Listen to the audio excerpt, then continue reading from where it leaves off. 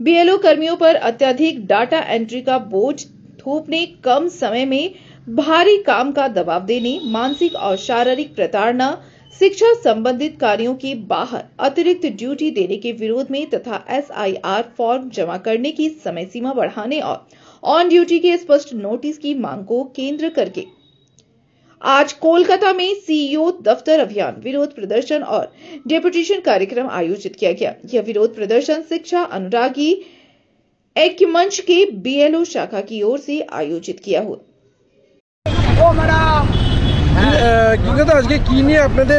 Deputation बा विक्षोभ কর্মসূচি আমরা শিক্ষানুরাগী ঐক্য মঞ্চের বিএলও শাখার উদ্যোগে আজ রাস্তায় নামতে ভাবে চাপে রাখা হয়েছে।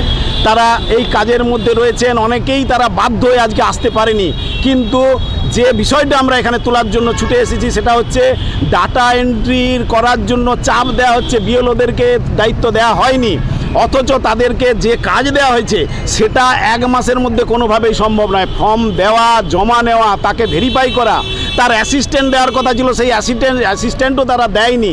তাহলে এইরকম একটা কাজ, এত কাজের বোঝা যেভাবে চাপিয়ে দেওয়া হয়েছে তার বিরুদ্ধে আমরা বলছি ডাটা এন্ট্রির দায়িত্ব অন্যকে দেওয়া হোক, ডাটা এন্ট্রি অপারেটর নিয়োগ আলাদাভাবে করা হোক। বিহারে এভাবে নিয়োগ করা হয়েছে, তাহলে ওয়েস্ট বেঙ্গলে হবে না কেন?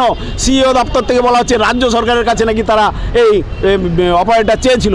তো আমরা প্রশ্ন করছি, আপনি রাজ্য সরকারের কাছে চেয়েছিলেন, কিন্তু রাজ্য সরকার যদি তা না দেয় তার দায়িত্ব কি চাপিয়ে দেবেন বিএলওদের উপর?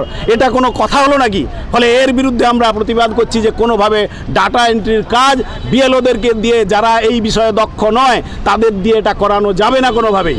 তারপরে আমরা বলছি যে এই কাজ যথেষ্ট সময় সাপেক্ষ এবং নির্ভুলভাবে যদি করতে হয় তাহলে তার জন্য সময় বৃদ্ধি করতে হবে।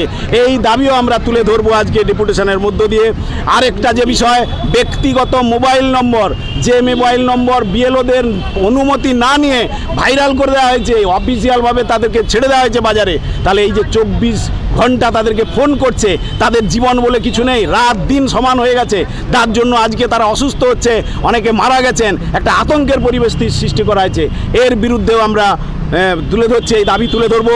শিক্ষা বহির্ভূত কাজে নামিয়ে দেওয়া হয়েছে এই বিএলওদের। 90% বেশি বিএলও হচ্ছে শিক্ষক, শিক্ষাকর্মী এবং অঙ্গনওয়াড়ি কর্মী। তাদেরকে যেভাবে চাপিয়ে দেওয়া হয়েছে এই শিক্ষা বহির্ভূত কাজে, তাহলে শিক্ষার অধিকার আইন যে রাষ্ট্র বলছে তারাই আবার বলছে যে শিক্ষার অধিকারটা তারাই কিন্তু কেড়ে নিচ্ছে। তাহলে এই দ্বিচারিতা কেন? আমরা এই প্রশ্নও তুলে ধরবো। তারা কেন স্থায়ী কর্মী নিয়োগ করবে না? বিএলওর কাজ তো সারা বছর ধরে হয়, তাহলে তারা স্থায়ী কর্মী নিয়োগ করুক। এ দাবি আমরা আজকে নয়, বহুদিন বহুবার তুলে ধরেছি, কিন্তু তা কার্যকর হয়নি। এবং পাশাপাশি শুধু এখান থেকে নয়, লোকাল লেভেলে সেখান থেকে ইআরও থেকে চাপ সৃষ্টি করা হচ্ছে যে এই কাজ 24 তারিখের মধ্যে তুলে দিন, এত তারিখের মধ্যে এইটা করে দিন, এত দিন বলে ধরো 90 জনের ডাটা আজকে মানে এক দিনের ফিল আপ করুন। এই যে অসম্ভব ধরনের চাপ সৃষ্টি করা হচ্ছে, ফর্ম জমা নেওয়া দেওয়া, এগুলোর একটা যে বিরাট চাপ, তার মাঝে আবার এই চাপ চাপিয়ে দেওয়া হচ্ছে। ফলে এর বিরুদ্ধে আমরা সরব হয়েছি। আজকে আমরা নির্বাচন কমিশন দপ্তরে যাব, সিইওর নিকট ডেপুটেশন দেবো, তারা কি বলেন তার ভিত্তিতে আমরা আগামী কর্মসূচি ঠিক করব। আমার নাম কিঙ্কর অধিকারী, সাধারণ সম্পাদক শিক্ষানুরাগী ঐক্য মঞ্চ। এটা